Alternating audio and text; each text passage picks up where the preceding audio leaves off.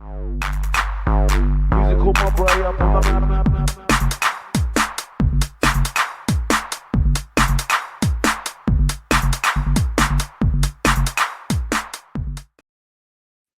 Yeah, man. Man can hear me and that mic check and all that good stuff, man. What's good, guys? Your boy Hugo Savage back again for another Hangover show live.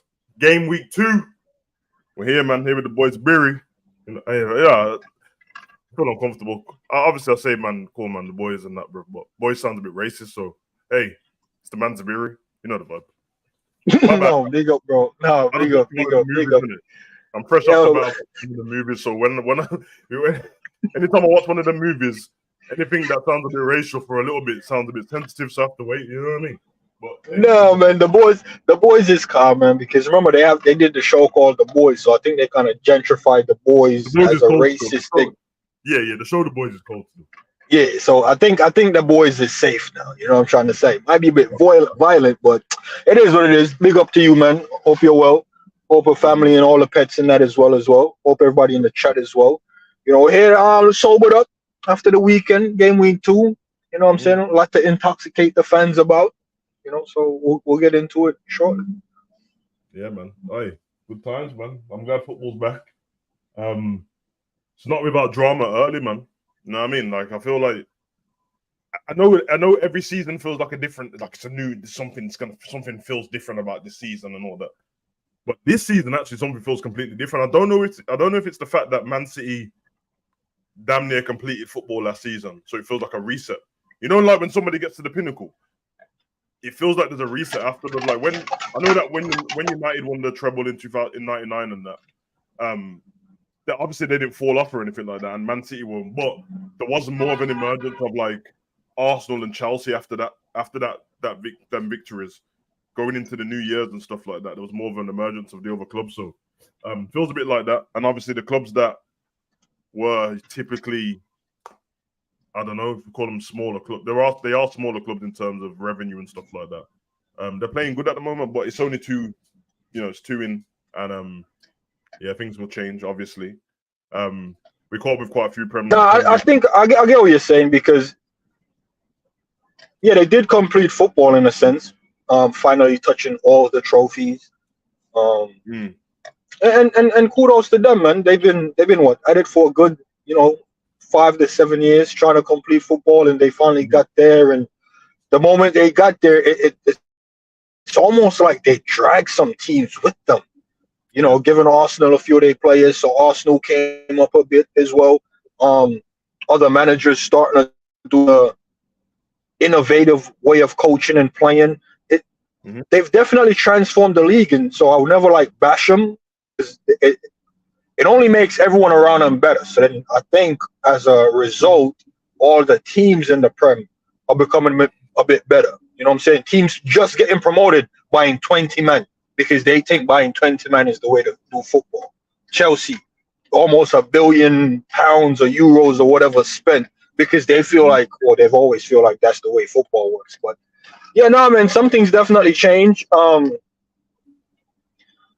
But it's exciting days, man. It's exciting days. Liverpool ain't really considered one of the big boys anymore. So that's a new change we have to go back to as well to see if we can get back there. So, no, man, I like the change, man. I don't like when things become stagnant, almost like Bayern Munich just winning the quad just off GP. So, change is good, man. Yeah, I don't like when it feels stagnant when other teams feel like they're just giving up early. Like they've come into the Prem season and no one's objective is to challenge for a title. Then it's just like, well, Man City's is going to be anyway. So they've just got a free run at it. So yeah, I prefer it when it's done properly. Yeah, man. Well, they televised a lot of games this weekend, man. A lot of the big games as well. If I'm correct, I think I caught about 5 games over the weekend. Watched both televised ones yesterday. The Man U one when me and you was in the back office the other day. Sheffield and Nottingham one. Swear the Sheffield and Nottingham game, loads of people didn't know that they played. I didn't watch. I didn't see that game. Usually I try to see all the games. Yeah. I think that game might have been one of the earlier games because I don't even remember seeing that fixture or that game, bro. No, because it was on Friday. That's why it It was on before the Oh Saturday no, game. yeah, no. Friday games. I'm not really good with the Friday games. But yeah, man, we'll drop it up. And obviously, guys, you already know how the show runs already, man. If you've got any questions you want to ask, proper in-depth questions as well, man. You know what I mean? Throw them in, I'll star them, and then towards the end of the show, we'll get just to that, innit? Obviously, the stuff throughout, we'll just throw it up where we can and see what we can do in that, but we'll keep the flow of the show going. So, yeah, them Premier League games we're talking about, bro. Some ones, man. Let's get into it, bro. You already know.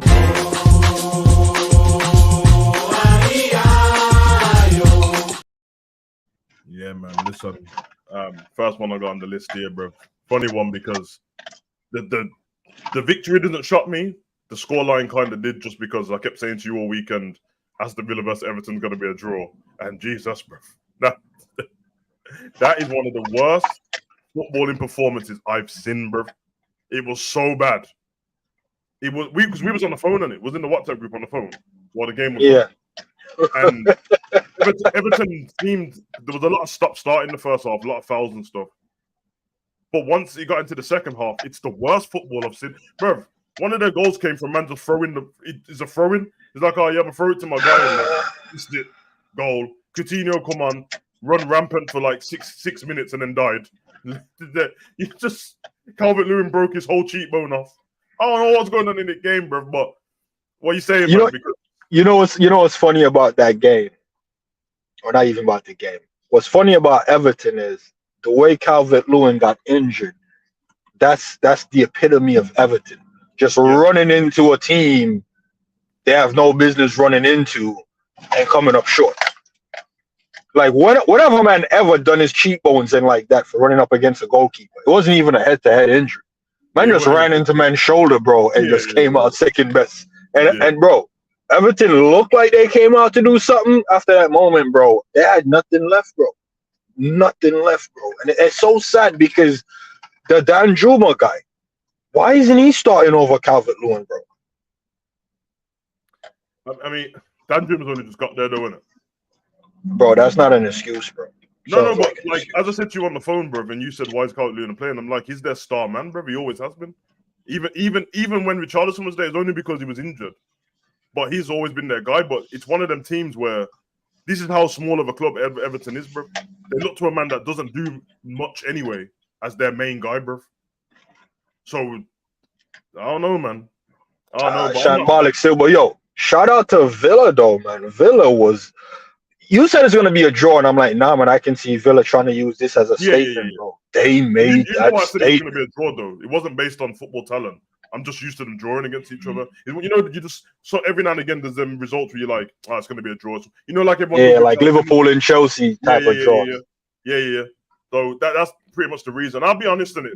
It's a mixed bag because I saw parts in that game where Villa wasn't very good, bro. But Everton was so bad. And then there was parts where there was passing play between Villa where they looked really good going forward. They still looked a bit flaky in defense. But 4-0 after losing 5-1 the week before is a massive comeback, bro, to be honest. Yeah, it is. So yeah, they picked up their 3 points on that one. And then yeah, man, I guess they're on 3 points in the league now. Another game, Manchester City versus Newcastle. Early in the season, but because of the positioning of the teams finishing the season before, obviously Newcastle getting Champions League football, Man City winning the treble. Yeah, man. 1-0 victory. I feel like we spoke about this game a lot over the weekend, but as I said... No, it's a big performance from Newcastle as well, you know. I know I was kind of dissing them, like, yo, how is this a big game? And you're like, nah, bro, they came fourth last season, so you have to kind of, even if it's just the first game, you have to put the respect on it. Like, nah, this is a big game. First versus fourth, because that's literally the context. Yeah, bro, it did not disappoint. I think it lived up to that first versus fourth thing, because, bro, I know they were one of the other teams that kept Mr. 55 goals quiet. They did him dirty. They did him dirty, bro. Because I'll be honest, bro, he's on his whole performance, bro. He actually wasn't bad, but they roughed him up so much, bro. That I was just like, yo, this is a game plan from the start. The only thing I say about Newcastle is, which I've seen them do a couple of times last season, they did it in the cup final against Man U as well. When they don't go into games with full of confidence, like they can play their own football and beat a team, they take ages to get into the game, bro. And until they were decent, but until it got to like the 70th minute when they decided, all right, Almiron and Harvey Barnes, let's use the wings. And all of a sudden, Carl Walker, who was having a great game against Anthony Gordon, once Anthony Gordon leaves the pitch and Harvey Barnes comes on, he's different on the wing. And then Walker's having trouble. Akanji played great throughout the game. He was everywhere, bro. In that weird pentagon formation they've got, bro. I can't figure it out myself, bro. So I don't know how anyone else is supposed to figure out Man City's formation. It's crazy, bro. And then it's too fluid, man. It's too fluid. Like too fluid, bro. It's because all of them are as good as each other on the ball, bro. And that guy, what's his name? Garvadiola or whatever his name is. Yeah. Oh. He's comfy on the ball. Born to be at City, man. Akanji, all of them, they just let Laporte go and they don't even care because they got my man in. And Kovacic actually played great. But apart from that, Akanji and Foden's performance, obviously especially Foden, cooking, bro. Alvarez cooking, bro. Great goal, bro. And it felt like one of them games, man. I think Man City done enough just to edge it anyway, and it shows by the scoreline that it was only 1-0. But Newcastle, man, if there was a little bit better in the final third, the deliveries, the final pass and stuff like that, they could have got something out of this game, innit? But I think they'll be actually way more disappointed with themselves than everyone thinks they will be, because that 20 minutes at the end, bro, they look way better than Man City for them 20 minutes, bro. And their defense is solid, bro. It was a moment of genius. You said it to me. The Foden control. Oh, dude, bro, tell me you saw that backfire. Bro, I kept watching it back. Oh, it's cold, bro. Bro, that was what created that little space for Alvarez, bro. Because the way he took it, bro, I think it was Botman that was on him, because it was Burn was on the outside and he got it in between both of them. But the way he took it into his stride, bro, he could have took another touch as well and go down the byline, you know. But he was like, nah, I saw that little gap, bro, and he find it, bro. And my man was just in space right there. Took it, brilliant take and finish as well, man. Alvarez, City is the type of team, no matter how good you are defensively, because Newcastle defensively was very solid, cutting out passing lanes. There was a shit ton of interceptions from him, just not really giving City a clear shot or a clear moment at the goal. Mm-hmm. And it was just that one moment, and it just came from Foden in his strides, like he did. A lot of players try to do that and end up leaving the ball behind, and they have to go back, cut back, recycle it, play it back. That's what I'm trying to say. But because he took it into his strides, bro, effortless. Yeah. Bro, that goal is one of the goals where you go, this is the quality we're up against. One moment in the game, bro, decides the entire game. And Newcastle, they have to work on final third. Everything else about them is good. Everything up from the back to the opposition's box is great. Final third needs to be worked on. Last season as well. Even though they got Champions League football, do you remember remember that stage of the season where Liverpool started to creep back up and was like 3 points behind Man U and Newcastle? That was because Newcastle went 8 games without winning at that period. And all the games they draw, it was there for them to win as well. Yeah, and they scored 4 goals within that time, and they still had the same players they've got now. So I think if they have a poacher in the box, I think Ishak and Wilson and all them are cold, bro. But a poacher in the box who's just there to tap the ball in, bro, it's completely. I don't think that's what the problem is, and I think we had a disagreement because I was saying if this guy's the issue. Almiron. The ball, the supply to the box is the issue. It's not their finishers, bro. That's true. I know what you're saying. It's like having Ireland, but you can't get him the ball. Defeats the purpose. You see what I'm trying to say? So I'm not, they need I'm not gonna say a better right winger, but they need a guy. Not even like De Bruyne F. They just need a guy who can create a goal from nothing. They need the Ward-Prowse. That's a shout. You know who would have been mad for them. It's not gonna happen. It will never happen. You see that? You see how Foden can pick the ball up on the halfway line, run down and find a man, create the game, dictate the game. Who in Newcastle's side in the middle or on the wings besides Harvey Barnes? Isak can do it as well. Callum Wilson does it every now and then. But they need someone other than the front three that has the capacity to dictate the game and create something. Yeah, Everybody else they got is just running box to box, destroying, you know what I'm saying, linking up play. They don't have that out and out creator, bro. So they need that guy that can get 15 to 20 assists in a season.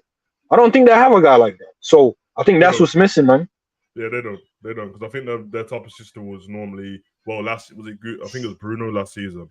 But even him, he does like the defensive role as well. So yeah, they do need someone to link up the play there, to be honest. Manchester United versus Tottenham.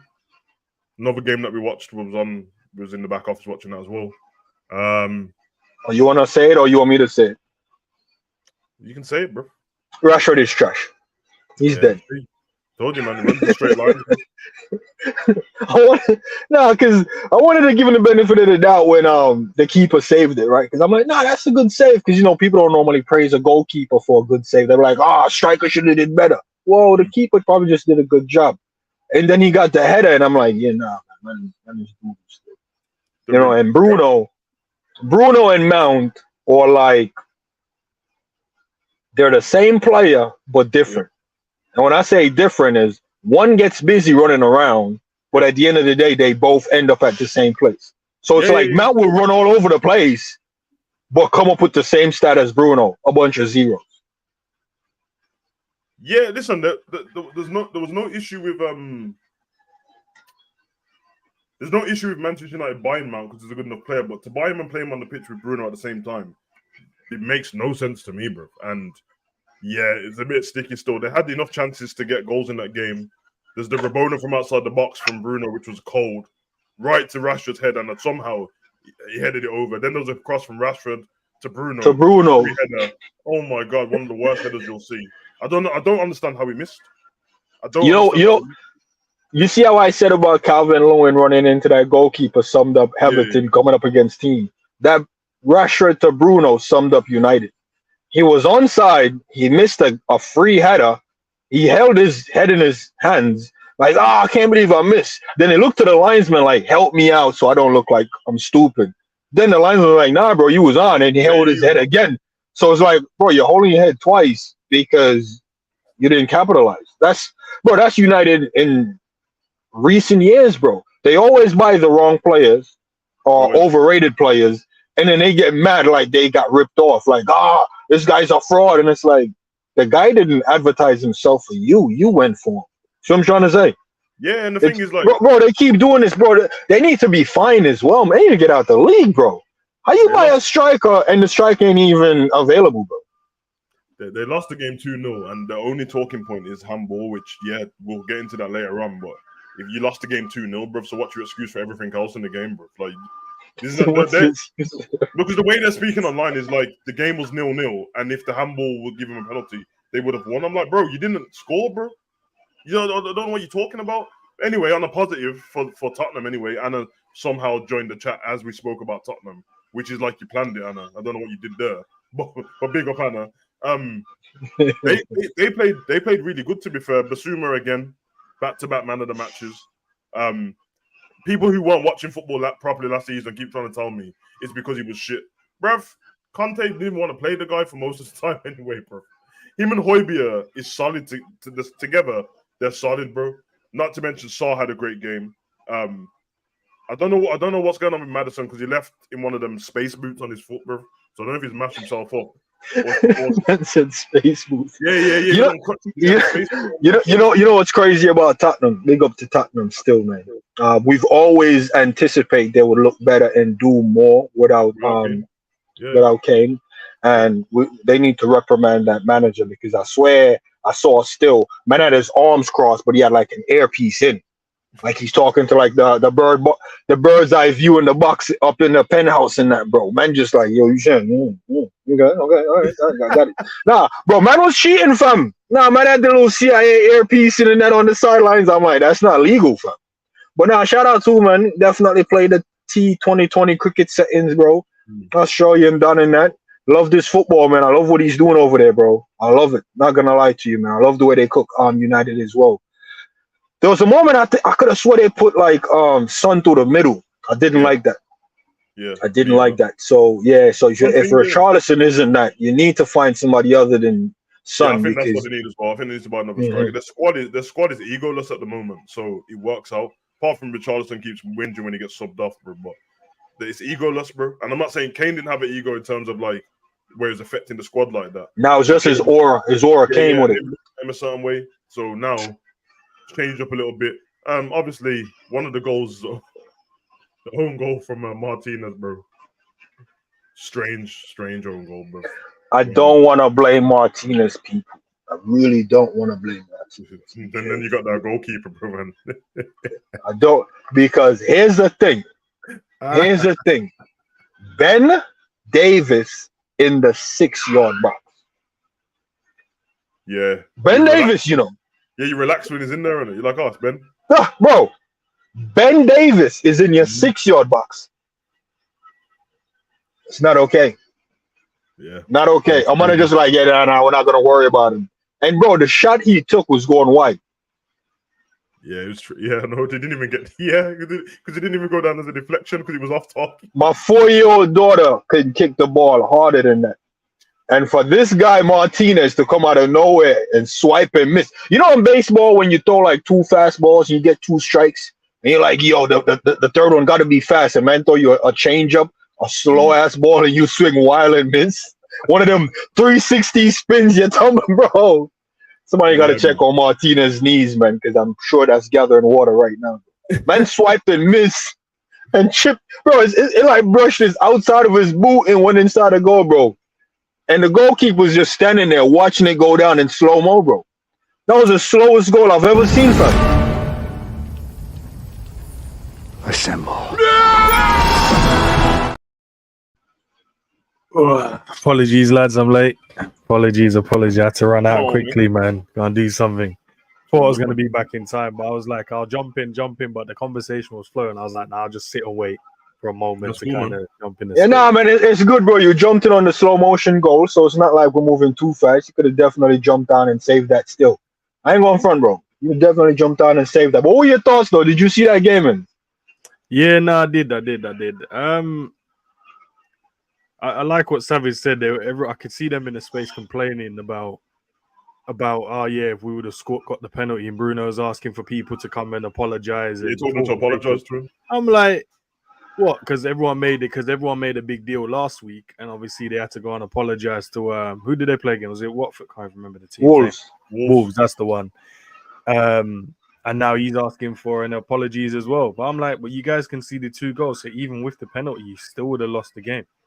And with that slow-mo goal, man, it's one of those ones, bro. You're watching it, your body can't react, bro. You feel like you're sitting in cement, bro. Agonizing like, I can go if I run now, but the body is like, bro, just watch it, man. Just sit that must have been horrible. Just watch it must have been horrible for the fans in the stadium. That must have been horrible to watch it go over the line, bro, because it was moving so slow, bro. And what was with all the aeroplanes on the pitch, bro? What was with all the aeroplanes and the papers? Spurs, they love that, man. They're always dashing stuff at people, bro. They were doing it all game, bro. Every time Luke Shaw went to take a corner, there's dashing paper airplanes in his head and that, bro. He tried to laugh it off, but I know he wanted to punch a couple man up, bro. Nah, because the point that I could fly in your eye now, I'm just trying to do the whole Sir Alex Ferguson thing. You could have killed the boy. You know, a little paper. Kill the boy. No, throw it. It swings around, flies in your eye now. You're blind the player. Tottenham, man. You need to stop that still, man. Ball it up, man. Throw it. Don't do the plain thing. Well, you know I mean, ball it up and throw it in the back of a man. You mentioned that it was the Wolves game the week before. Speaking of Wolves, bro, this is why these decisions matter, bro, because they lost their game, innit? So now they're on no points, bro, and they got absolutely smoked by Brighton, bro. I'm talking bro. These men are lethal, bro. Like, I don't know what this De Zerbi guys told them. I don't know what he's getting them prepped for before they come out on the pitch, bro. But once they get a goal, bro, it's over for you, bro. Can we find out if there's a team of the season trophy? Not like these players fit into the team of the season. It's like a team gonna just get, you're the best cooking team, even though you didn't win the league. We love what you're doing type of trophy. Because Brighton is playing for that trophy, fam. Yeah, I'm sure like a different organization will have it, but like officially, no. But they shouldn't. Bro, Brighton is trying to invent it, fam, because the way they're moving and the way they move to Wolves, I don't know what the relationship with them and Wolves is in the past, bro. But these men are like, we're trying to get qualified to stay up early as possible. Like, these men are trying to get to that 42 points within the right amount of game, bro. Like just bro, they're smart, bro. They know that they've got European football coming up the line. Let's get all the points in now before that starts, bro. Before we have to play, before we have to play Ludogorets on a Wednesday, bro. Let's go get this done now, bro. Let's go get it done now. But listen, man, they play great football. They're very fluent the way they play. Obviously, Matoma's been cooking. Solly Marsh been cooking, bro. And see, so the week before he didn't even start. This week he comes on 2 assists, both to Solly Marsh. Bro, effortless, you know, bro. Made it look so easy. Matoma's goal, picked up the ball just in front of the halfway line and said, all right, safe. No one going to tackle me. I'll just run through all of you, then. And he did.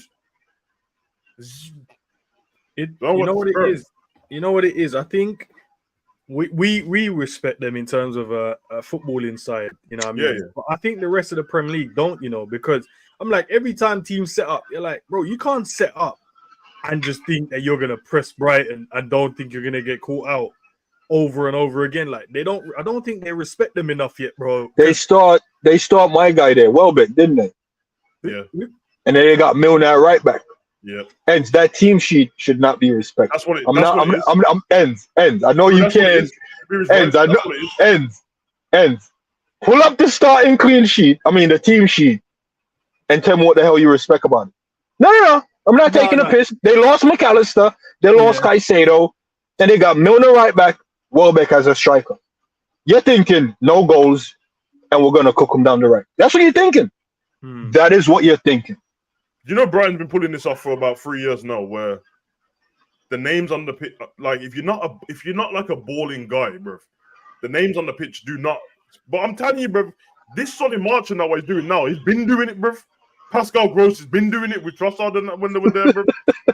you keep ignoring them and that, bro. You think it's funny that last season Lewis Dong had the most complete passes in the Premier, and everyone's like, "Oh yeah, we just passed it back to his goalkeeper." I said, "Okay, well, why doesn't Diaz and Thingy have it then? Edison, why doesn't Virgil have it? Because he can pass, bruv. But man just think it's a joke, and they're like, "Nah, don't worry, it's just Lewis Dong." All right, bro. Even he said it was hard at first, didn't it, when they started to do it? Yeah, he did. He said it was uncomfortable receiving the ball, and then the more it went on the Potter, we got used to it. And then another manager comes in the same group, bro. These men are like, "Oh, we're just carrying on." All right, yeah, safe. Because Potter was telling him to do it most of the time and keep possession. And then he said that when De Zerbi came in, it was like De Zerbi said, "Listen, I don't care what happens and that. Receive the ball at it." It was like, "Yeah, but what about mistakes?" He said, "I don't care." He said, "You'll make mistakes and learn how to do it, bro." And it worked. De Zerbi saw Klopp and Pep and said, "Oh, one is a great tactician, one is a great player manager. I'm just gonna be a great team manager. Listen, guys, if you mess up, I'm with you. You're my team. I care about you. If you're not on my team, I don't care about you. See, I'm in this store for Caicedo. I've forgotten about him. But you're gonna make a mistake, run the same play again. Oh, but we can't do it. Run it again. You're my team. I believe in. Man is saying, I believe in you. That Nsisu guy, he's running off belief, fam. He's running off belief, bro. Bruv. I mean, De Zerbi said at the end of the season, interviewed him when they got top four, and he's been saying it. What you just said about Klopp and think he said he's been studying them. He's been studying them the whole time, bro. So this is a problem, bro. Because he's not just studying them and then not taking out. He's studying them, taking on board the good stuff, and he said, "Yeah, the stuff I don't like, that can just go away, and I don't care about that, bro." That's what a great manager. That's the sign of a great manager, bro. Of course, you assessing the competition, stealing little points, and then using it and then killing them with it, bro. It's mad. Exactly. Every manager deserves respect in that, bro. If everyone thinks that these managers have come up with something brand new all the time, no, they haven't, bro. The inverted thing what Pep's doing is not new, and he didn't come up with half of the stuff. He got it off Cruyff and that. It's just you just keep revamping stuff. You take the stuff, make it better, bro, and make it to the modern game. And now he's evolved again. And Pep's smart at this because when he evolves, he leaves you doing the same thing he was doing. How Arsenal going to try and play old Pep ball when old Pep ball stopped working? You idiots! There's a reason why he stopped doing it, bro. You like, nah, you don't worry. I used to be the number 2 here, so I'll use that. And then that's why last season he was like, "All right, safe, don't worry about it, bro." Because when he gets figured out, he's like, "Oh, I need to move on from this." He looked confused at the beginning of that Newcastle game. He looked it's like, "Yo, I'm a bit confused. This ain't working." Changed it up a little bit. That's how it goes, man. But final game. Obviously, we've done loads of Liverpool stuff and that, but we can cover it for like quick couple of minutes and that. Quick overhaul of what you thought of the game. and Liverpool going forward, and then we'll move on to the next segment. Then. The only thing I'm gonna say on the Liverpool thing is off the back of what I said about De Zerbi. I think Klopp has reached a point now where he's like, "Yo, favoritism or not, I'm just gonna believe in the guys and believe in the team." Because for him to start Jota again, I was just like, I don't quite see it. But if he's like, "Nah, man, this is the way forward until Nunes can show me otherwise, or until other player come back and I need to reshuffle it," I think he's just gonna run that same team, bro. Well, he's gonna run that same team, and I think it's gonna instill belief and try to get them guys settled, and then rotate as needed. So I think that's what I think, and it worked, bro. I'm not gonna lie, I think it worked. Not gonna harp too much on the red card decision because it still didn't affect us in this game. It might affect us, moving forward, but in this game, it didn't affect us, bro. Bro, we took it on the chin and just, I would say, mentality monsters is waking up, bro. Because 10 men didn't concede. Can't complain about that, man. I say if we're honest, I'll say from my point of view as a Liverpool fan anyway. What I see from what you just said about the rotation or changing players or keeping players in, I think everyone wanting to rotate certain players is just based on emotion, bro. I don't think people actually, because it's always the people that are everyone's favourites, isn't it? Or what they really like. They're like, oh, why is this person not getting the game and all that? I'm like, brother, 2 games in, we shouldn't be complaining about anything unless someone is terrible to the point of letting in like stupid passbacks to Alisson and the goals going in or missing loads of open goals. Why are we talking about rotating after 2 games? We won one of them and drew one anyway. I think it's just the fact that we like certain players, bro. Like, and it's not a problem, but I think you're right, bro. Listen, I don't know about the favoritism thing anyway, bro. It's always Klopp's gonna have to tell us in the future, but it's probably because his favorites have gone, bro. All of them are gone, bro. You've got no reason to trust anyone now. It's like they're all gone. So here's what it is, bro. We know he loved Bobby. You know he loved Milner and Hendo, bro. They've gone, bro. We're like, all right, so listen, all bets are off now, innit? Yeah. So, what about you, Ends? No, I think you're right, because even Fab as well was his main guy. Even when we said, nah, Fab's losing it, this man was like, no, Fab is staying in the 6. He ain't moved. Until it was a point where it was like, nah, I gotta give someone else a chance. But from the game, bro, my favorite part of the game was when we went down to 10 men. Because going down to 10 men, you go, all right, we might have to set up differently, which we did. We went to a 4-4-1. And then you're like, okay, let's see if you guys can, grind the result out. Bro, we did nothing like that, bro. We went to the 4-4-1 and looked like we could have scored another 4 or 5 goals. We started creating even more chances.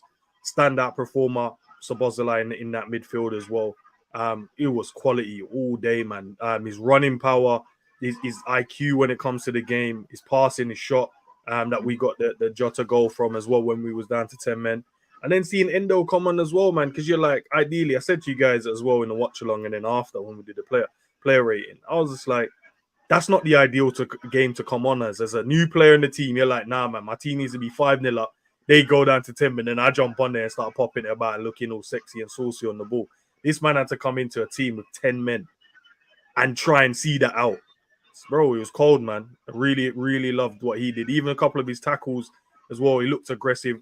When he first stepped on the pitch, he looked like he was trying to get up to speed a couple of times. I see a man run past him. But I was more trying to get up to speed. He was like, oh, shit, the Premier League's a lot quicker than maybe what I'm used to. But a similar style, in the German league. But honestly, man, it was down to 10 men. I saw something completely different from us. I thought we were just going to crumble, bro. I thought, here we go. We're only 2-1, 10 men. I'm like, shit, we're probably going to crumble now. These men are going to outrun us. They look good already 11v11 anyway. Bro, nothing like that happened, bro. I felt more secure with the 10 men than I did with the 11, bro, which is strange.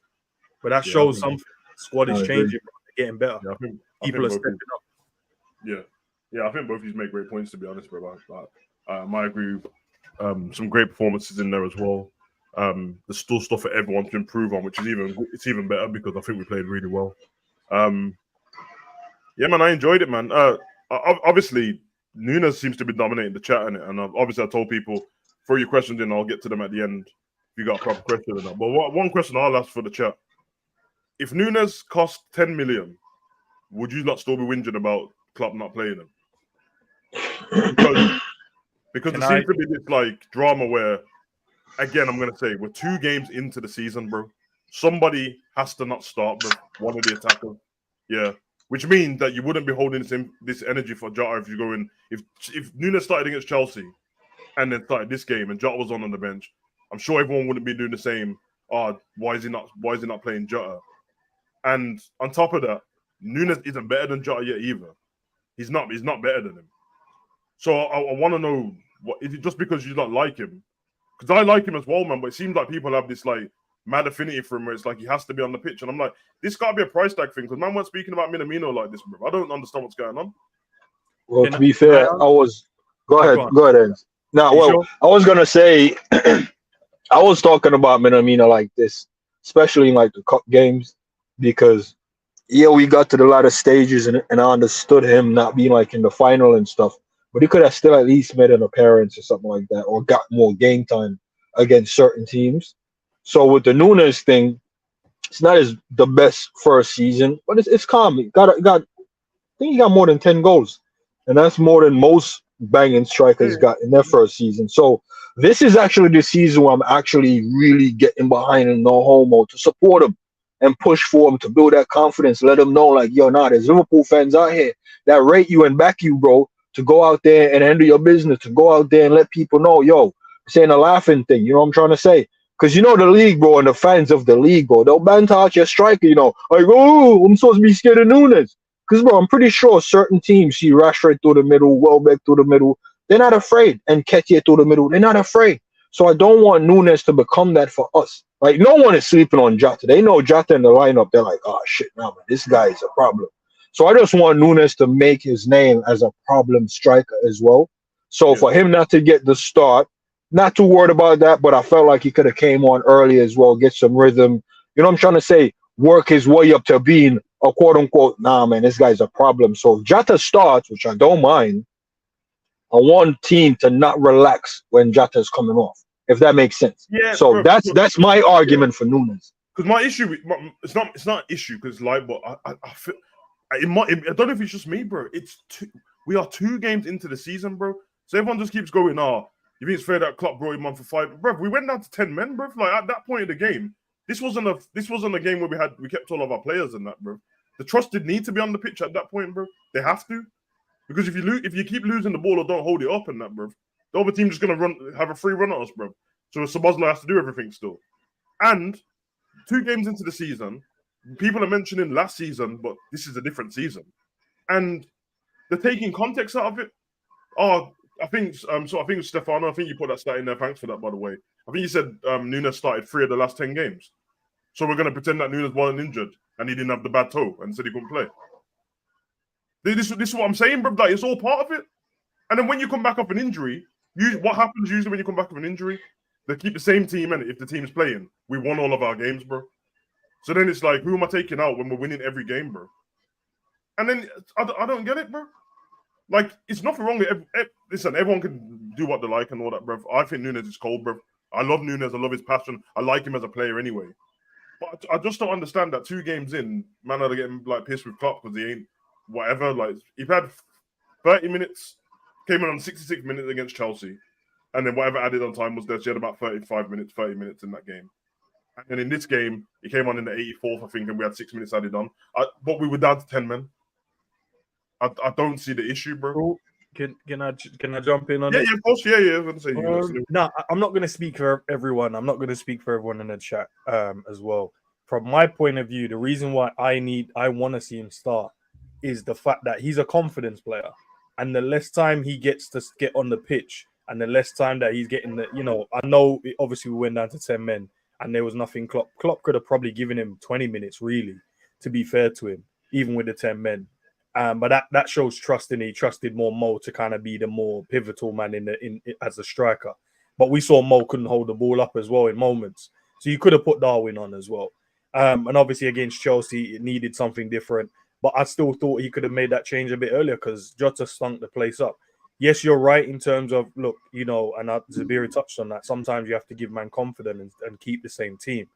But I need that same energy when it comes to Nunes as well. Because if it's about, you get your start, which is fine because all the strikers have played well through preseason, no problem. If you start, you start. But as soon as that level drops, it needs to then be handed over to the next guy. And what will then happen now? Newcastle will probably be Gakpo up front. And then you're like, so what does Núñez really have to do? Scored loads of goals in preseason, by the way. And I thought he was a better striker. Jota played well in preseason. So did Gakpo. But as the striker and the movement and the capability, I thought Núñez played the best at the front line. The movement with the minutes that he got. Even when I complained, I said, "Oh, why is he getting put with I would say the lesser team?" You know, nothing there with the other boys, but he still scored 2 goals, and I'm like, okay, so he's testing them out just in case we don't have the main guys on the pitch. Still found for a nice bit of performance and score 2 goals. It's just that I don't want Klopp to just leave him there and and then the expectation is when you come on, you need to do something. It's like, well, I got 20 minutes the other day, I got 5 minutes the other day, and then now I come on maybe another 20 minutes, and then you guys expect me to bail you guys out of a situation. It doesn't make sense, bro. But I think he needs to definitely start against Newcastle. And then it's down to him because Jota had the opportunity to start, stunk the place up. Then he still got the option again to go again, which is fine. Played really well, got a goal, got an assist. I know they haven't given him the assist, but to me, he's got the assist. So now when is it Núñez's chance? Is Núñez's chance when it comes to Europa League? Because then that doesn't show trust, bro. That just doesn't show that you think that the player's good enough. You know it's mud. I'm sorry to cut you, bro. But bro. I'm listening to you. And I'll let you pick it back up. But I don't want him to start against Newcastle. What I would want though is for Jota to get about 60, 65 minutes, and then he comes on. Because what I would want to see from him is he'll get more chances off the bench. Because I think in one of the preseason games he came on, and his first touch was damn near a goal, bro. I think it was a goal, his first touch. So I think we're trying to use him in that moment. It's almost like that Origi moment, because if he comes on and he bangs like that, then I think he'll earn the start. But I think the way we start off with Jota, it's not bad either, man. Like, I just don't want him to start off GP, because if he starts and he doesn't do anything in 60 minutes, it's going to hamper him starting again. So I'd rather him do the Jota thing. Remember when we bought Jota? When we bought Jota, bro, he was just coming off the bench, banging it up. And we're like, nah, man, this guy deserves a start. Yeah, I can't disagree. Yeah, but that's the difference. He's a completely different mold to all the strikers. He's actually a striker. The problem is when he does step off the bench, do we create enough chances for him? Do you think we created enough against Chelsea? No. We went down to 10 men today. No. So then where does he get his moment to shine and show people that he's good enough? If he can't play against Newcastle, then what's the point of him being in the squad?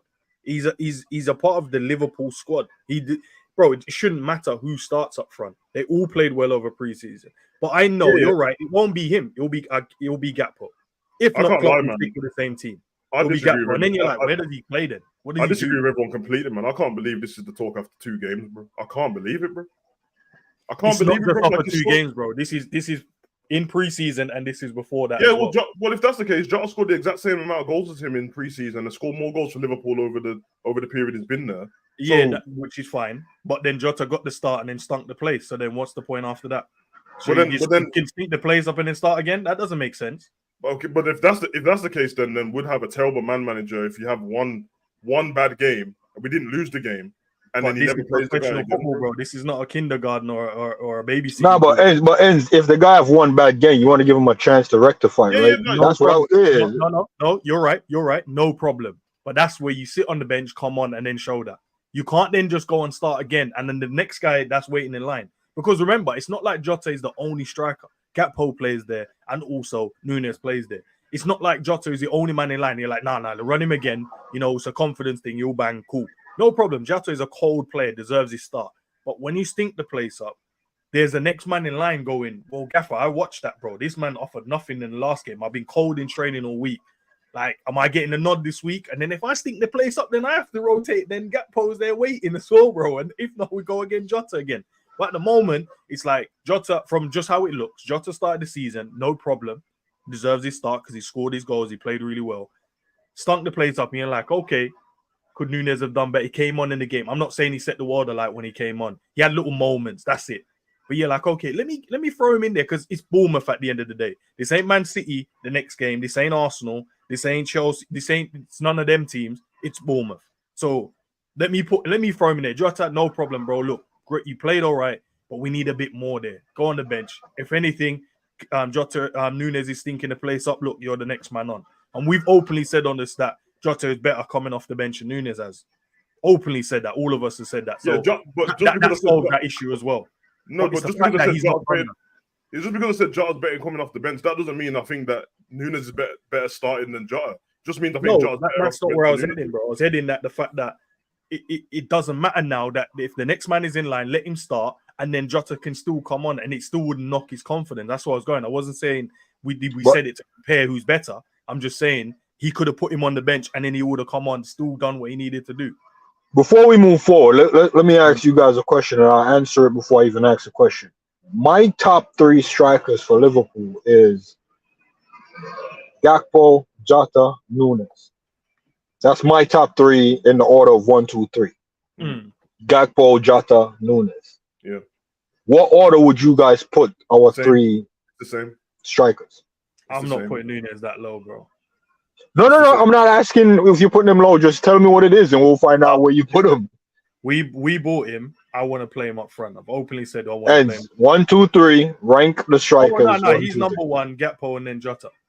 Okay, no, hey, I just wanted to know because I didn't want to agree with the Jota through the 9, but he did play well through that 12-11 game. Yeah, I can't knock him. He did do really well. Hold up play was there. His link up play was there, so I can't knock him. So he'll go back in there.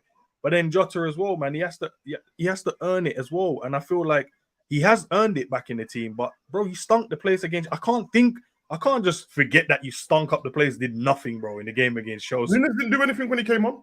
Bro, he had moments which was better. He didn't do anything. He had one shot. Moments, bro. He had one shot and then got burnt, and then Thiago took him out, bro. That's Then there's an agenda, bro. Because we saw him play link up play with Harvey. I've been asking for a whole week. You said on the stream that it was cold that him and Harvey did a nice little 1-2, and then he tried to get the shot away. Over on the other side, when he played a 1-2 with Szoboszlai, holding up the ball with Szoboszlai, and then laid it into Harvey to cook the man, bro. And then he had the shot when he chopped it inside and then tried to wrap it in the corner, and it got deflected. And what did Jota do the whole game? Apart from steal a shot for Szoboszlai, nothing. Couldn't hold the ball up. Ran into dark alleyways. When the ball came to him, it was bouncing off his neck, his shin, his ankle. Bouncing off his neck, you know. Like, this guy done nothing to start the next game. But I agree, you have to still protect your player and you have to be a great man manager. But where does Nunes fit into this? Because if he doesn't start against Newcastle, what are you guys going to say? There's 38 games in the season, and it'll be game week 3. I don't see the problem. So why can't he start one of the games, bro? So we're going to I'm just calling out the fan base on this year because no one had the same energy. When Virgil didn't have a good game last season, none of you said just get him off the pitch until he started having a few bad games. And he was one of them. I wasn't one of them that said he was having a bad game. So I'll do you one better. I'll do you one better still, because based on what Enz was saying, Trent stunk up the place in the first in middle. So Enz, I'm not saying this is what you're saying, but the energy you're saying with Jota, it's almost like, yo, we don't want to see Trent in the middle now that we have Endo. What game in the middle? What are we talking about? No, Trent was in the middle. He was in that 6th position, inverted role, and the goal came from him. Are we talking about for the game? That's a mad comment still. But And tell him to reboot this comment, bro. Wait, rides hard. Whoa. Hey, yo. He's a rider. Big up still, regardless, bro. Shit. No, but listen, no, we get the context. We get the context. I do understand what you said about Trent. I do understand that part. I don't mind that. I've openly said, bro, Joey G can go and step in at right back. So it is what it is, bro. Okay. No, but because it's the same energy with the Jota thing, because he definitely stunk the place up. But I think Jota is one of them guys, man. Once he gets rolling, he'll roll. He might be a little slow. It might be and like Savage said, it's game week 2, and he's a little slow. Yeah, bro. Honestly, he's a little slow off the mark. Yeah. So at what stage do you say, you know what, Jota, you've had enough? Because if you ask me, it's 5 games. If we start Jota for 5 games and he's still looking like he's not a starter, then we will all know for a fact, Jota, you can't be the starter. Because we can say we gave him 5 games. You see what I'm trying to say? Yeah, that's my point. They brought Nunes to be the striker, obviously, bro. And Jota was already there on it. So if you're setting the place afire in that, bro, then fair enough. And that I'm not dissing Nunes. My issue is not even with Nunes. It's the fact I just want to know why after 2 games everyone's so emotional about it, bro. I don't get it, and we've lost none of the games, bro. I don't think Because- they're coming. I don't want to talk for the people in the chat, but I don't think Savage are coming from the 2-game standpoint. I But think these are they've looked at the it- same people that hated Nunes last season. I'm supposed to No, listen but to you. I'm looking. No, I don't want to talk for the people. I know I'm a man of the people at the moment, but listen, this stems from last Hollywood season, end. bro. I see. No. This starts from last season, bro, and that's where I think everyone's stemming because they want to know if Nunes is going to get a run. And the only time he got a run is when no one was available and they had to then play him. And then when they started getting people back, they started shifting him into different positions and using him wildly on the left wing. Tried to tell me that, it's cold over there, some dumb shit. No, bro, play the man through the middle. And then when he scored goals, won us against West Ham, he was cold against Newcastle, banged a mad volley. Like, I've seen him play well, man. In pre-season, he was cold, and he's not getting a start, bro. What's going on, man? I want to see everyone get fair treatment, bro. All I'm saying is people are going into dangerous territory because I can tell that it's because people like guys. Because otherwise, the same energy is not for other people. We're talking of one bad Jota game you're talking about, and you said he's not good enough to start the next one. But when Virgil has one bad game, when Trent has one bad game, when Salah has one bad game, no one's saying the next game, I don't understand why Trent started. No. Great point. But that's the problem. There's no, even when Virgil has a bad game, are you telling me Joel Matip will step in and offer something better than Virgil? No. But if you have Jota have a bad thing, there's other strikers waiting. And your argument is being fair to the guys and the strikers, right? If Jota's been here before Nunes, and we all know he bangs, wouldn't it be fair to just trust Jota with the first 5 games to see if Jota can actually capitalize on the moment to be the guy? Because here's how it's going to work out. One or two ways. Either we're convinced Jota, man, he's our main guy. Nunes, you're the backup. Or would you just want to go, Nunes, you're my striker, even though you haven't proved that you can lead this front line. And we have a guy there that we knows bangs off the bench. I think Klopp is doing the right thing. And I don't say this often by saying, Jota, you've been here. I'm going to give you, because, bro, this is what I've been asking for Klopp.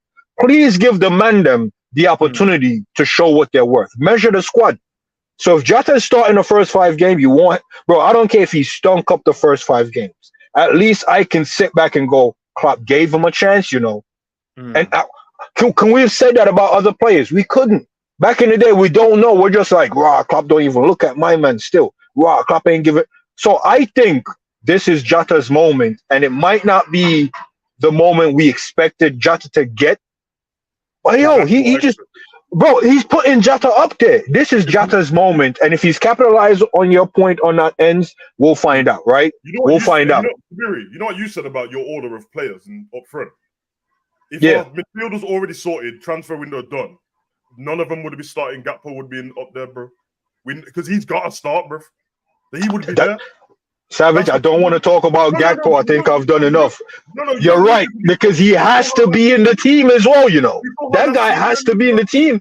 We saw how last season ended, and he has to be in the squad, innit? So that's my point. It's pecking order at the moment, and you build up. One thing I'll be fair to Nunes about, but I've not been unfair at all. I'm just saying the fan base is actually dramatic. Couple of games, the man are like, Nunes is going to lose confidence in the squad, and that might as well sell him. This is going to happen. I'm like, bro, he's got a contract, bro. Football happens, bro. Like, relax, man. Like, give him some fight, and that when he comes on the pitch, he'll do better. And that, obviously, the problem we had before is the fact that we had so many injuries that he didn't start all the games last season as number 9. He started a lot of games, especially towards the beginning when everyone was injured, but he wasn't always a number 9. But even in certain number 9 positions, forget that he didn't start there. He was missing open goals, bro. He was hit, and don't tell me he wasn't, because I can bring them. He missed 2 open goals. We're not talking about last season, guys. Come on, man. It's a new season, man. No, we can. I try to not talk about last season. No, we can. But everyone else is bringing up. Enz is the type of player agent that's kicking down Klopp's door after 45 minutes. Man's calling Klopp out on the bench like, yo, bro, it's 45 minutes. Put my guy in. Enz, relax, man. Enz, it's 2 games, bro. We got more, man. And I'll finish one more point, and then that's it, and I'll shut up, bro. I don't like this agent, He's saying it. No, all I'm going to say is that's fake news about him missing loads of open goals. He missed 2. If you're a striker, you miss 2 open goals. That's a lot of open goals. And then the rest of the time, he should have put it in the net. He hit the goalkeeper. Fair enough, no problem. Or he just missed. It still matters. Look, backwards. We're going to talk about pecking order. Nunes was the second top goal scorer last season. There was Gakpo in the team, and there was because Jota was injured for most of the season. Oh, and so was Nunes as well. So what's the excuse? He wasn't. And Yeah, Gakpo Nunes came in did. half of the season, bro. He still played near enough 30 games though. Who did? Bro, Jota, Gakpo. Gakpo came in and scored more goals in the time he came in than Nunes. Yeah, Gap was to come in January. Nunes still finished second top goal scorer. That's all I'm going No. But the point is, when Gakpo came in, he scored more goals than Nunes within that time frame. That's not Nunes' fault. He can't knock him down and say because you joined at a particular time. That's not his No, fault. but what I'm saying, the moment Gakpo joined, he scored more goals from January to the end of the window than Nunes. What we can agree on and which is facts, he still scored more goals than Jota and Gakpo. Yeah, because he was there longer. There you go. So then why is my guy not starting games, bro? Because of what I just said, Gakpo joined in January, and between January and the end of the window, he scored more than Nunes. My guy. And don't do this, because I know you had to eat this humble pie when I told you Gakpo can play anywhere, and we'll all know Gakpo's a better link man and hold up man than both of them. Apparently, because we still haven't used my man this season to prove that's the reason. Fact. We all know that's the reason. It ain't about Nunes being apparently, no. Apparently, because we saw in preseason Nunes' hold up was better, but we haven't seen him because you man are saying he can't start a game. So we don't know until he starts the game to show if he can. Even if you prefer Nunes, let's not. We all know that Gakpo and Jota's link up plays better than Nunes, bro. Apparently so, because I haven't seen my guy play a game yet because he can't start. So I lie, bro. If that's one thing we can't agree on, bro, we might as well move to the next. It is not, bro. It's up to you. I don't mind if you think Nunes is a better striker. I'm just saying, based on the way we've been playing, and it's only been 2 games. I'm asking people in it. The last game, please take into context that we got a red card. Please, bro. Please. That's all I'm saying in the last game. Savage, agent ends does not care. Man see halftime and it's like, why my guy ain't playing? It's halftime. Ends is like, why my guy ain't playing? It's halftime. You know what? It's fine. It's fine because everyone has their views and that's fine. It's no problem in it. But bro, when I'm saying these two are better at link-up play, I didn't say the guy was trash. And the people trying to give me examples of Nunes' link-up play. Bro, some people are just better at link-up play. It doesn't mean that I don't think he's a better striker or anything like that. I'm just saying, so based on the way we play and people kept dropping deep in the field, they're gonna be better in that position. But hey, it is what it is, man. It stinks. Let's move on then. Okay.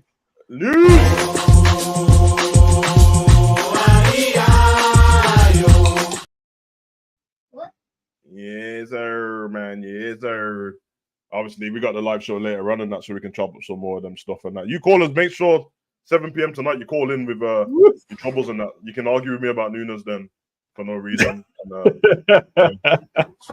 you're arguing with somebody who likes Nunes, it's kind of funny, isn't it? But because people don't want to understand. No, you sound like you don't. That's all I'm saying, isn't it? No, people are blinded by stuff, bro. I've been out here cooking some of my favorite players, bro. Because it's just things are just true, bro. Nah, man, you said that you can't dribble in that, man. I don't know. I didn't say anything about his dribbling. I just said Gakpo and Jota's link-up plays better, bro. That man miss open goals and that. That's mad, though. I didn't hate. Well, when Gakpo kicked the ball over the bar twice in one game, when I saw that it was an open goal, missed the whole target in his opening game, he nearly got to 007. Where was this energy saying, "Oh, Gakpo's missing the target"? Open goal. Nah, I don't know if Enz is a Liverpool fan. Still the way man talking. What is Gakpo's first 7 games? He didn't have no open goal misses. Open goal. I do not remember missing. I watched Nunes hit the post from 2 yards out, bro. And he still scored 14 goals in it. So that's all I'm saying. I mean, you can hang on to the 14 goals. It doesn't mean that his link-up plays 19 better. to be exact, because he got 4 assists as well. Ooh, 4 assists. Okay, well. I'm just saying. Oh no, you said you can't link up in it. That's all I'm saying. I didn't. To be didn't say that. I didn't say Gakpo and Jota's link up plays better. I didn't say you couldn't link. Yo, I don't know if you men see the transition, but we on to news still. And you men are still talking about agendas, bro. Apologies. Ben Foster is announced his retirement for the 2nd time in a season. So he's done, bro. Did you see his comments? Yeah, man. Divock Origi targeted by Sheffield United for potential Premier League move. They need a striker, to be fair. It'd be good to see him in the Prem still. I mean, I don't want to play against us, but it has to happen in it. But I think he could, because the Rig is cold still. The Rig is cold, man. You know what I mean? It didn't work out for him at AC though at all, bro. Like they wanted to get rid of him, bro. That man said, "Why did you sell him to us for free?" That's what they said. That's mad, bro. Why did he? Probably had an agent like me still. Nah, you see, agent like ends need to be stopped because I'm gonna tell you right now, we released a guy, didn't hold him, didn't talk to no team about him. He walked through the door and he ended up at AC Milan, and they said we ripped him off by letting him leave the Liverpool. No, Samir, when you're talking, it's not that. I just keep picturing him in the back, in the boxes. Nah, man packed up the boxes with the genie shirts and that, and grabbed his stuff in a box. You know when a man get fired and he's leaving with the box of stuff at the office? That's how Origi pulled up at AC Milan, and they're like, "Fam, you didn't even bring a suitcase, bro. You know what? Put your shit back in the box and get out of here, bro." They did him dirty. That's my guy. They did him dirty still. Champions League winner, Premier League winners, Amiri, bro. They're treating like this, you know. And I don't want him to go to Sheffield. And thank you for bringing that up because they had a Premier League winner in Brewster. I don't want him to go to Sheffield. They'll have 2 Premier League winners. Yeah, bro. And a Champions League winner, bro. At that, bro. Nah, I don't want him to go over there. Listen, bro, the thing is, Origi is cemented in history now, so it doesn't matter what happens for the rest of his career. Man can just sit back and go, "Have you seen my medal stuff? Have you seen them?" And then when man go, "Oh, but you wasn't really a part of it," run the highlight reel. Yeah. Run the highlight reel, bro. You know what's mad? You know what's mad? Imagine he goes to Sheffield and scores a hat trick against Everton. Man loves scoring against Everton, by the way. You like that? You like that? You like very that? likely as well. The way we saw Everton play, very likely that. Oh, no, bro, it's very likely, bro. 3 goals of the season came against Everton. Other news: Pochettino's in for a striker. Don't know which striker, but he said he's on the hunt for another striker. And that. I know he's linked to Balogun from Arsenal. Is Jackson not good enough then? What's going on? I know that's what I don't know what I don't know. I like him, man. I think he needs time, but I guess in the Premier League you don't get time these days. He's good though. Yeah, I agree. Laporte to join Al Nassr. I think that's actually done now. Saw that earlier on while we've been on stream. So Laporte's another one where top player and moving there, man. I think it's only a matter of time in it where before getting even more young players over there and that. But at one point, man, they told us that he was one of the best centre backs in the league, bro. I mean, they said that the reason why they didn't win the league is because Laporte was injured and now he's on the way to Saudi Arabia. They got Guavadal and don't give a damn about him. So, hey, it's the way the cookie crumbles, I guess. But first, can I replace him, bro? Pretty sure they can't replace him. We cannot replace him rapidly. Still rapid, bro. Rapid. At moments, I was like, "How comes he ain't starting?" I was like, "No, do you see what he's doing?" And listen, something at the end and the England suffer World Cup loss against Spain. But anyway, let's move on to No, bring it up, bro. You can't just slide past the news. It feels like when you watch the foreign news, bro. No, when they do the foreign news, bro, and they slide over stories, you're like, hold on, so we're just not gonna talk about what went on in the other country. Nah, let's talk about Spain, it, bro. Spain won, England lost, bro. Cold team. Spain won. Big up to the Spanish team. Slappage. Football. What's that? Back to back now, back to back kind of. Yeah, man, they're cold, man. They're doing what the men did, man. Dominate football. There's no back to back nothing, bro. There's no back to back anything. England are the European champions, bro, and they're the world champions. Oh, they won that against whoever. I can't even remember. No one remembers. They're making up results, bro. England are the European champions. What's going on? They punched up Germany in the final last year, man. The aging German team. Nah, fair enough. No, they were the best team, bro. Nah, they were the aging one. Nah, man, and they beat Spain on the way there. Team was France, bro. Let's beat Spain on the way there as well. So, I mean, Spain did great, man. You know what I mean? In fact, like I know none of you like care. People like ends and that misogynistic and that. They don't really care. But you care. No, you pretend. Don't fall for this business. You don't care. Nah, big up to Ola as well. Can I shout Ola quickly? The goal scorer, 19 and that. Obviously, sadly, her dad passed away after the game as well, man. So big up to her, man. Big up to the Spanish ladies. Well done. You know what, bro? Just because you said that, I'll leave it, man. But this kid's got. No, you can say what you want with. You know that this Googled information on these people and just. No, bro. I told you. I watched the game, bro. I told you. Nah, he looked at the stats and then I know when Enz is working with just stats, because he didn't bring out no specific moment. He was just like, talking point that died after scoring the goal and that. Okay. Do you know me to talk about the goal? What I will say is, to the Spanish team, the actual story and their build up to this World Cup is actually cold to do. I'll give them that. Yeah. I'm gonna get too on screen. If you go and research it and that, even if you're not into the women's game, it's mad interesting because the way they've been treated by it's mad still. And a couple of the people are still in there, like their staff and squad and that, who have been treating them like shit. It's crazy. About 6 of them, man, about 8 actually. 8 of them got held back. Hey, big them up still. They deserve to win. They play great football, man. We're going to the viewers' questions and that, and we'll chop up the topic at the same time so people can get involved in this one just before we head out. Because we need to talk about these stinky refs, bruv, and the VAR. So we're into it with questions and stinker of the week.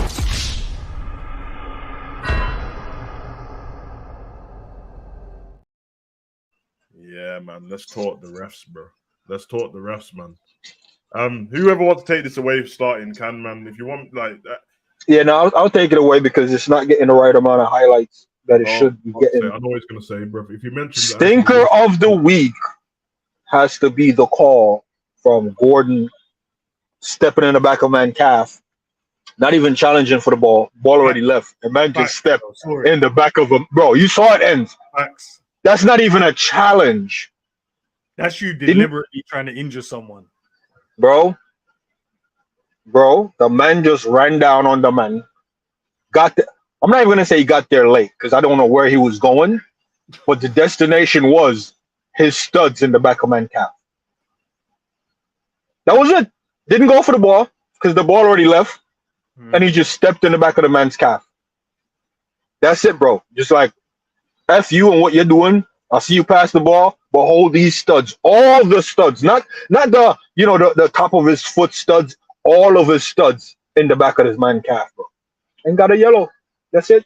In Savage, that's all I got to say. Same as the McAllister one, so let's not go into that. No. You lot used to are too intelligent to be acting like simpletons, bro. What do you mean, bro? The reason... No, I've had enough of this, bro, because you keep picking on me for the last 2 days. I don't understand, bro. It's very easy, bro. Because the fouls are not similar, bro, is why I'm not comparing them to each other, bro. I'm trying to compare the lack Savage. One was a foul, and one was, I'm just stepping on your calf. No, I'm trying to compare the continuity between the referees messing up different decisions. So there's no point me comparing one that has nothing to do with the other or even close. Like, I'm not comparing a handball to a foul. I'm not going to, because it's completely different. So I'm going to compare the 2 handballs to each other. If somebody else stepped on the back of someone's calf, I'll compare them two to each other. And McAllister's was face-to-face on it. So I'm going to compare that with another one. Just like so basically, because we have no example or another incident of stepping on man's calf, you're just going to ignore this one stepping on man's calf and isolate it as an outlier. I'm not, but our whole thing is we've been speaking about how trash the referees are all the time, or how bad the decisions are. So then the next thing to call out is, how can, because they're going to go subjective. And I'm like, okay, then, well, we got this challenge and you got this one. It's very similar. One got yellow, one got red card, or one got red card, this one didn't get booked at all, bro. That's what I'm saying. We know that Anthony Gordon got, not only should he have got sent off for the straight red, this is what you're not bringing up. He fouled somebody after that, bro, with 2 feet, missed the ball completely, took him out. Then the ball carried on because Man City had an advantage. Then Joe Linton took out Foden. And because Joe Linton took out Foden, they booked Joe Linton for his challenge. And then Eddie Howe was preparing a sub already. So he just brought Harvey Barnes on and took Gordon off. That's what he did because he knew. No one asked Eddie Howe at the end of the game, but if they asked him, he would have said, I'll see he would have got sent off because he should have got a yellow. Like that phase where there's 2 bad tackles, they should both get booked on it. Shouldn't be like, we book one, not the other, bro. They should have booked it, bro.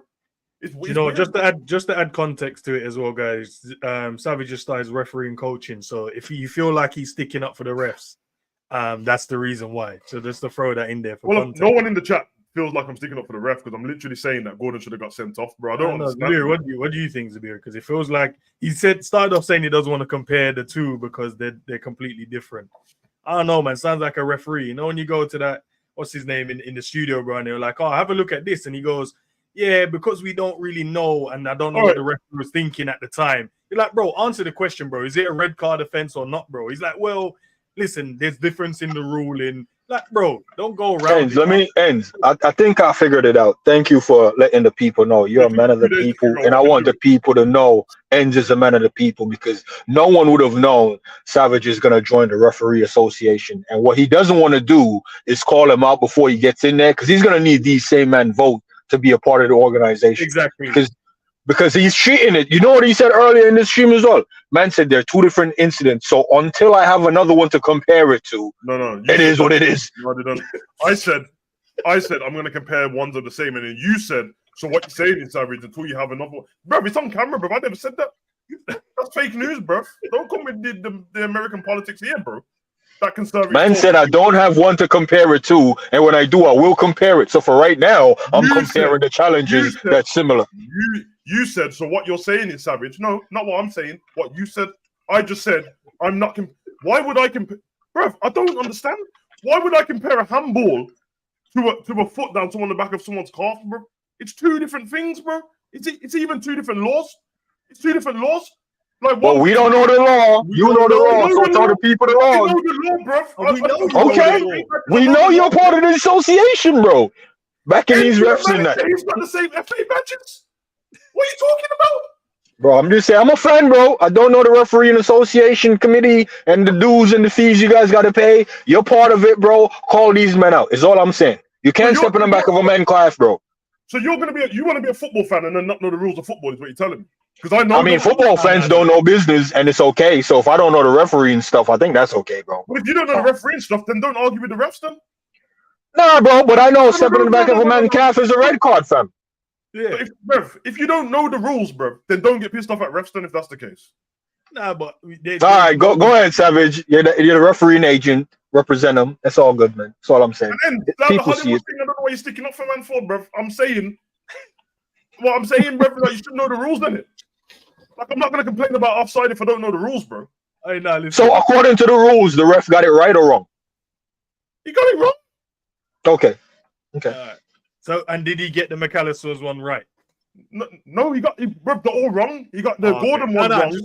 Bruno Guimaraes that was right because it was a yellow card, which is the one what's very similar to McAllister. McAllister should have got a yellow. Guimaraes got a yellow when he should have. Gordon should have got sent off for the one Zabiri's on about, straight red. Then he should have got sent off because they gave him a yellow in the one Zabiri's on about. Then he should have got another yellow, and then he got subbed off, and he should have got sent off for that. Then we got handballs and all over the place and that. But all right, so before we get to the handball, let me ask you one question: the Pickford penalty, did they get that one right or wrong? I was going to ask as well. Pickford penalty, Villa.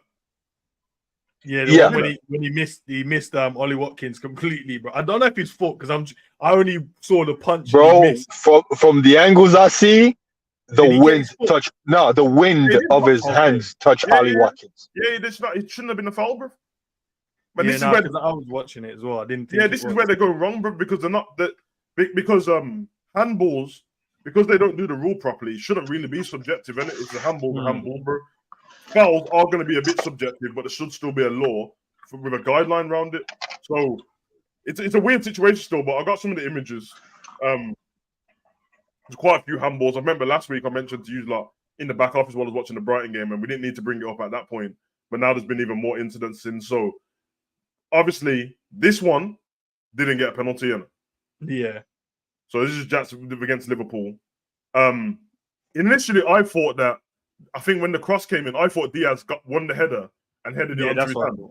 Yeah. When I watched it back, he didn't touch it. So so the problem is that Jackson interpreted that Diaz is going to touch and tried to move his hand, and he's touched the ball.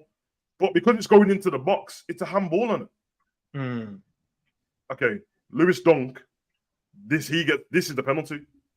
They give a penalty for this. He's facing the other way. Let me get this thing off the screen. He's facing the other way completely. The ball bypasses his first arm anyway. He can't. Where's he supposed to put his arm? Because he's trying to block the cross. He thinks it's going to go across the face, and he's yeah. So he's in the video. He's already gone past the ball in it, and it's just his arms that are back. But you can't slide without your arms, bro. Yeah, he's trying to block the near post, and the players cut it back. He's pulled it back.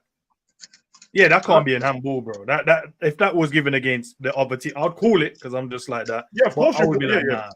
I'm like, nah. If you get given, you're like, "Raw, we got away with one there," or you'd be like, "Nah, that's definitely not a penalty." Because that's my thing. So this one didn't get given, but this one did. But one actually touches someone's actual arm, bro. At one touches an elbow when he's facing the other way. You got Manchester United, Spurs. This one, I don't know in it because his arms are down. But I didn't in the video because I was watching this in the back office while me and Zabir was talking. But I actually missed this while the game was on.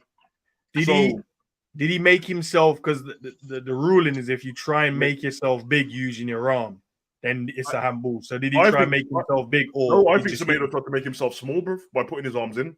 Yeah, that's fine. But you can see from the way Rashford's heading the ball, he's heading it down and towards where he is anyway. So the only thing he can do is move his arms completely and let it hit him on the hip. But he ain't gonna know that's gonna happen, bro. As you see, he's looking the other way as well. That didn't get given, and obviously the Man U fans are screwing. The one the Man U fans were really talking about compared to the other two was this, and I think I got a couple of images on this one. So that one, Romero. I would give, and it's a sheer reason he's making himself big because he's not close enough. He's not close enough to, if you were sliding in, and then you would be like, "That's a sliding in motion." I've watched it in real time. Yeah. He's not close enough to do a sliding in. He's trying to make himself big there, so that one I would probably give. Yeah. And as you can see in the same image, man, his half got his eyes closed as well, bro. Romero on that picture. So it's his own fault if that got given as a penalty. And I think he's far enough away from, sometimes when it's too close, it's hard to, they're like, okay, he's too close to get out of the way of that one. Yeah. Obviously, the biggest talk point of the weekend was this. It's a yellow card, bro. And clearly, if Christie's foot is above McAllister's, Christie does the exact same thing to McAllister, innit? Yep. Which would have been, and I would have said the same thing. It should have been a yellow card. Zabir, what do you think about this, man? In still image, I know you watched the game anyway. Yeah, I think it's a coming together because what are we gonna do? You always say, Savage, putting your arms behind you is not natural. They tell them like, natural position, all that good stuff. So you're supposed to go into a tackle. How are you going into the tackle now? Because that's the question. No. But that's the question now. So going into a challenge is keeping your foot on the ground because how you're challenging. Pablo's agreeing with me, man. How do you go into this challenge? You're going into a 50-50. You can't use your hand because it's football, and now you can't use your foot. And this is a great area. Here's the thing as well, Zabir, just to add to your point as well. The way McAllister went into it was the way you would go into it. If you're trying not to hurt the player and you're trying to play the ball as well. If you go in studs up in terms of like a stamping motion, or you're trying to leave one in there on a player, then yeah. But he's not trying. He tried to side-footed. Like both players tried to side-foot the ball. One got there before the other, and they both side-footed each other's foot. So it's just like, okay, so what? Because one played the ball, we're just gonna be like, nah, it's a red card. He tried to endanger the player. So say, for instance, they both missed the ball, then does both of them get a red card? And all I'm going to say is the only question we have to ask the ref and Savage at this point is how do you challenge for the ball? Because basically from that still, if you challenge for the ball, like a normal challenge, but you miss and touch the man's foot, it's a red. That's what that said to me. So if you're going to miss, well, you have to now challenge with your foot on the ground. So how do you challenge with your foot on the ground? So now we're going to have to teach professional footballers that's been challenging with their foot and the safety of other players in mind that if you miss the ball, fam, that's a red. So we're going to see players challenging with their foot on the ground, basically. The biggest issue of this isn't even in modern time, innit? So forget how we think about the game before VAR, because VAR's in the game now. The biggest problem isn't the ref on the pitch, because if the ref on the pitch thinks he saw something, give McAllister a red card straight away, at this point, we should be comfortable to go, listen, we're all looking at it. That's not a red card. That's fine. Don't worry. Get overturned because VAR is going to intervene now. They didn't. And because if they don't intervene and think there's a clear and obvious mistake, then the ref doesn't have the power to just go to the screen when he wants to. So that's why in the Man U game before with Onana, when he took out the guy for Wolves, because VAR didn't tell the ref on field, that's why they got banned after the game for a game, and that's why they came out and apologized and not the ref. Because for the ref, he can only go off. It is subjective to the ref, isn't it? No, you know what I mean? The way Christie went down when McAllister tackled him is probably the reason why the refs give it, and he shouldn't have. But for the ref, he should have the comfort of going, at least if I get something wrong, I've got 6 Donnies in a room with a camera to go, listen, you might want to go look at this still. I know you gave a red, but I don't know if he endangered him as much as you said. I think it was a coming together 50-50. Can you go look at it? Then the ref blows the whistle, VAR runs over there, and then goes to the screen and goes, you know what? Yeah, I'll overturn it yellow. Let's get on with the game. But because they didn't do that, they're throwing their own refs under the bus now. The integrity of VAR is silly. It doesn't look good at all now. So can I disagree with that point real quickly? The reason why it sounds like you're taking away the responsibility, and I don't know if that's where you was going. But it sounds like you was taking the responsibility away from the referee. I think for other instances, yeah, you're right in terms of if you make a decision, it's cool. They don't need to, or the VAR can recheck it. But when it comes to a red card, because that dramatically changes the outcome of a game, it can do. It obviously didn't in our case, which was great, but it can do. So I think even if you're sure as a referee, there's no wrong. It's like someone sending in an essay. You don't just do your essay and then send it in. You read it over, make sure there's no spelling errors. You make certain things, you check it back through, and then you send it off. And even then, it might come back with some, like you need some correction. I still feel if you make a red card decision, I still feel you don't need VAR to go and check that. It should be like, guys, I've sent him off. From my point of view, it looks like it. Can I just get some assistance on this? I'll go and quickly check it just to make sure my decision was correct. It takes a couple of minutes, bro. Then that doesn't dramatically changes. And that doesn't need to be from VAR. I don't think it needs. Okay. I think that should be from the on-field ref because VAR doesn't run the game. It comes from VAR. I mean, the referee runs the game, not VAR. So go on. Yeah, that's my point. But what I'm saying it from our fans' point of view, and it makes the game way more fair because I can't take away the human aspect of a ref seeing something and thinking something straight off the bat. So if a ref sees a foul, even if he pauses for 2 minutes and then has to think about it, he can't see it again in his head. He's just got to all he can do is go, yeah, I'm gonna send him off for it. The problem you've got is you see it as well when he steps back from McAllister, our players run up to him because he gives the red card first, steps back, talks. I don't know if you've listened to the finger since from last season, the whole VAR script. He steps back, he's like, oh yeah, I've given it for this, blah blah blah. The rule is from the VAR section is when they go, yeah, we're happy with your on-field decision. To be fair, we don't see anything different. It is a red card.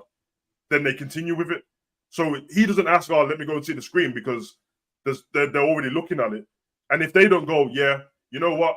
You just asked us about this and that. Oh, no, man, clear and obvious mistake here. You might want to go look at it. Then he doesn't go. So I'm not trying to take the responsibility away from him. I'm just saying that now we've brought into the game, we've got one man with two eyes in a couple of seconds seeing something. And the way the player goes down affects that as well. Because if the player looks dramatic, when Thingy goes down, Christie, he goes down dramatic, but then after he just rubs his leg, and even he looks shocked. The Bournemouth let me put this spin on it, Savage. And I think I thought Enzo was gonna go here, but then Enzo kind of also confused me with what he said. Not like I didn't agree or hear what you said, but I had to like work it out in my brains, bro. I'm a little slow. The responsibility of the ref on field, given a red card, it's a big decision. Big knock-on effect. So if McAllister goes into that challenge and the ref gives him a yellow, if it's a red card offense, VAR looks at it anyways. So why not be more responsible on field and go, I'm gonna give you a yellow, but I'm gonna talk to these men to see if you should get the red. I don't think it should go, I'm gonna give you a red, but then if these men don't think it's a red, it'll just get overturned or they'll send me to the monitor. I think the ref on field should just go, you know what, man? I'll give you a yellow, look a bit, orangish, but I'm going to give you a yellow. But if these men say it's a red, you're done, fam. So I think that's a more responsible approach from the on-field referee versus going, yeah, I'm going to give you a red. And then if it overturns. So the monitor thing should go, I'm going to give you a yellow. But if these men ever said, go to the screen, fam, just know when I get back, fam, it's over. You see what I'm trying to say? So that way the game can go on, bro. Yeah. That's why I'm not taking responsibility away from the ref. I'm just saying that they're a team, and the ref on the field, the fourth officials on the sideline, the linesmen, and the people in VAR are all a team, in it. And if you hear how they interact with each other, that's what I'm saying. The ref has got it wrong on the field for giving the red card. Now you, as his brethren, are supposed to help the integrity of the game and him on the field and go, nah, bro. Because if he gives a yellow and they don't, and say it's the other way around and it is a dangerous tackle, but he gives a yellow, not a red. If they don't think it's clear and obvious, bro, they can't overturn the yellow either. Because they don't get involved in yellow cards unless it's clear and obvious as well. So they have the same issue. So I'm not sticking up for the ref. I'm saying that they've got a problem both different ways. Because if McAllister was dangerous, they gave a yellow, but the same people in VAR didn't go, we think this is a red. The game would just continue, and then Bournemouth would have the same problem. So isn't a simpler thing, just bro? If you make those big decisions, just go and watch it back. Because as you said, you can't replay the game. That's my point. I'm just saying, go watch it back and don't rely on That's my VAR. point. The rules of it is if they don't say it's clear and obvious, he can't go to the screen. I know, but what I'm saying is I don't think it should be, because that means that they're helping the game or they're ruling the game in a powerful way. I feel like if you make that decision as a ref, a red card, it doesn't matter what VAR says. Just tell them, I'm going to run over to the monitor quickly just to double check what I saw.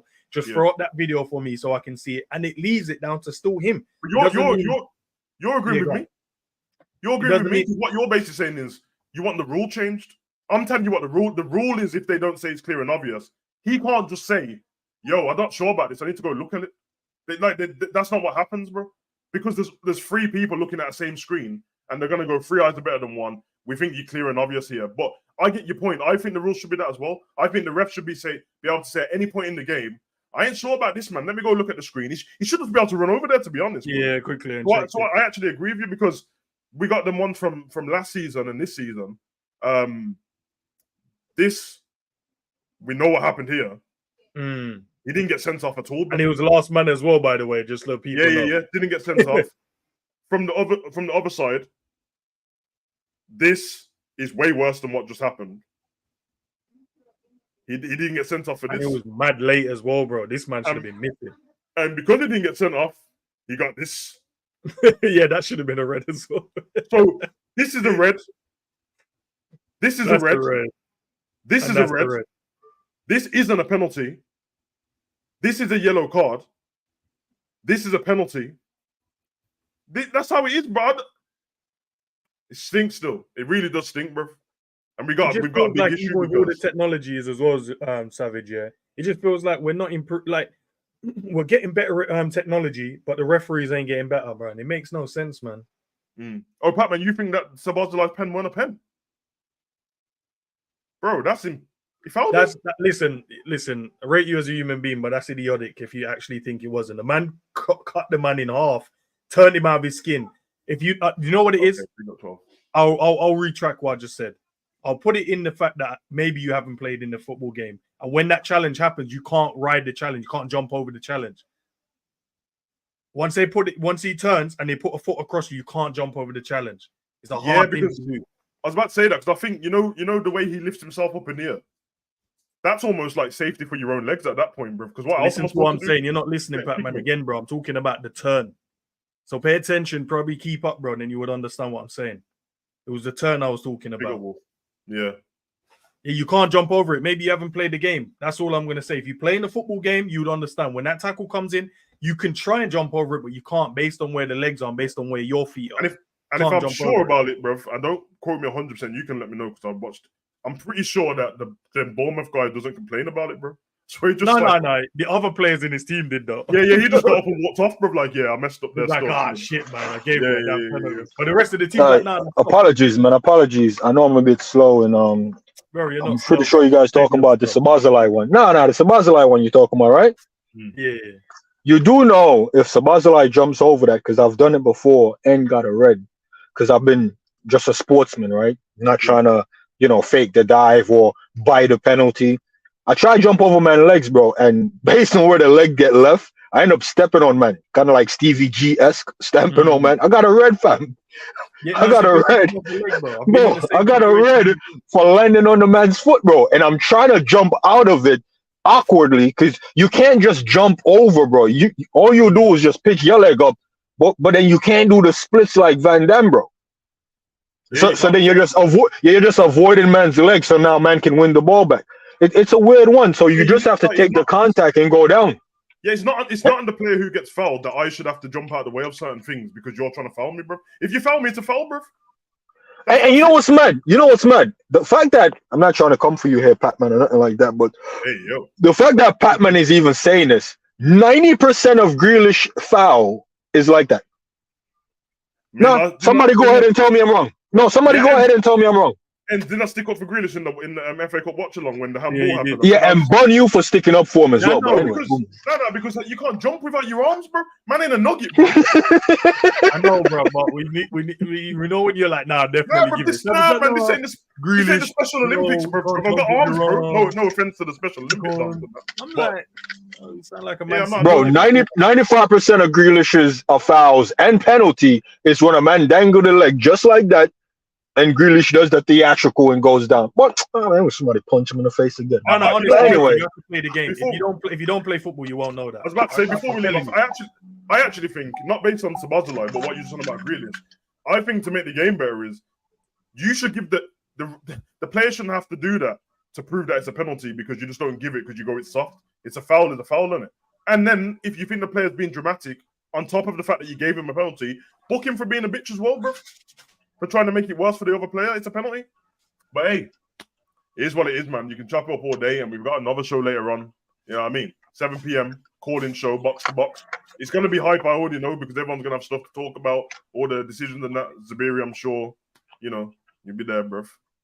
Yeah, I'll call in, man, because I feel like certain men ain't giving the things the right amount of attention, trying to isolate it in that, bro. Now, we need to talk, man. I'll call in and talk about it, bro, because I'm sick and tired of this. I'm going to let you know, bro. If you call I'm tired of excuses, man. I'm tired, man. We're going to get out of here, innit? But if you call in and mention Gordon to me on screen, I'm going toilet for 10 minutes, and you know what happens when I leave, bro. I don't come back. Yeah. You start man around screen. No, man, like, yo, I'm bringing in Zabiri, and I'm going toilet. Nah, bro. Yeah, you know the vibes, bro. I'm cooking you, bro. Everyone in the chat, you've already scheduled it, innit? Yeah, scheduled. Yeah, so head over to Endsman TV, hit the notification bell, 7 p.m. and we'll be there, man. And then all you people that big up to everyone in the chat, by the way, you G's and that. Pat, man, there's been no calling since the first time we saw you on screen, bro. There's a lot of talk in the chat, but the voice ain't voicing, bro. You could be AI for all I know, bro. Moving like chat GBT. So you got something to say, jump on, say it to man facing that, bro. Just calling's for and that, man. But big up to Ends Zabiri. It's been a cold show. Good way to start your Monday, hour and a half. As I said again, I have to plug it once again, 7 p.m. And Zabiri's coming back with his videos soon as well, bro. Trust me. You know what I mean? Hey, tune in, man. The gray zone, the gray stuff. Things people don't want to talk about. Things people making excuses for. Yeah, to talk about it still. Excuses like Pat-Man. Peace.